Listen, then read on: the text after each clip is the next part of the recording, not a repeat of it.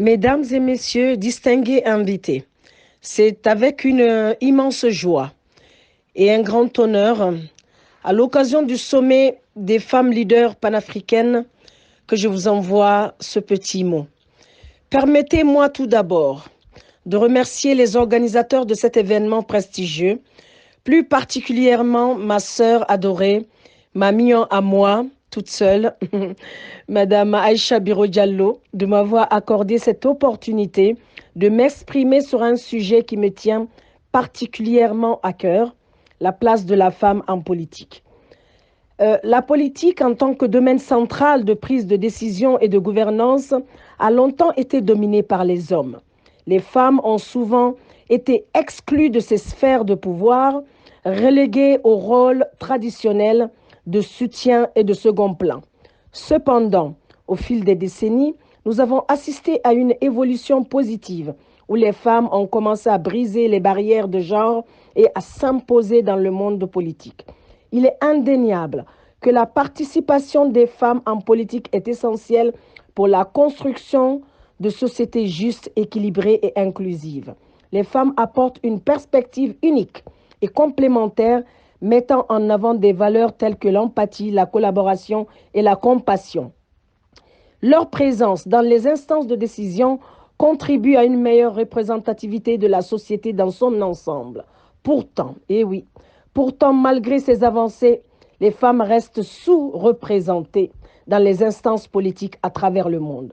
Les obstacles persistants, tels que les stéréotypes de genre, les discriminations et les inégalités structurelles, continuent de freiner leur accès aux postes de pouvoir.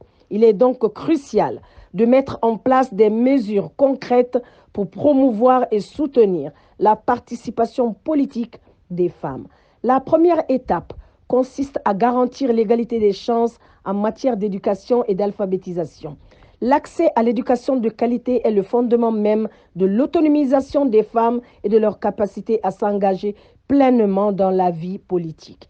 Il est également essentiel de lutter contre les stéréotypes de genre dès le plus jeune âge, en promouvant une éducation inclusive et en encourageant les filles à aspirer à des postes de leadership.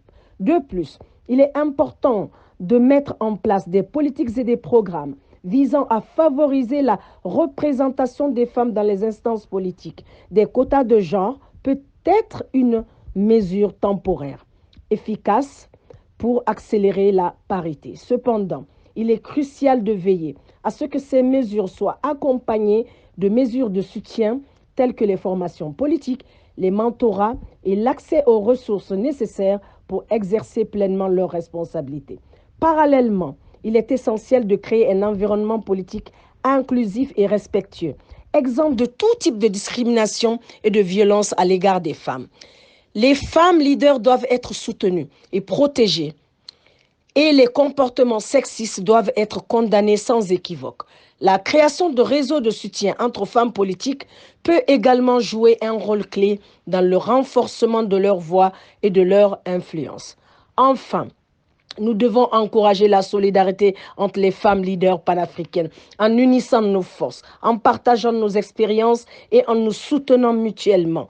Nous pouvons construire un mouvement puissant pour favoriser le changement et l'égalité ensemble. Nous pouvons inspirer les générations futures de femmes leaders et ouvrir la voie à un avenir où la place de la femme en politique sera pleinement reconnue et valorisée.